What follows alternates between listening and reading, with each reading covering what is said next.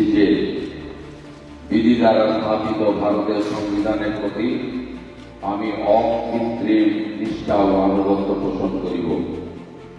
আমি ভারতের সার্বভৌমত্ব ও অখণ্ডতা রক্ষা করিব এবং যে কর্তব্যভার আমি গ্রহণ করিতে উদ্যত হইয়াছি তাহা নিষ্ঠাপূর্বক নির্বাহ করিব।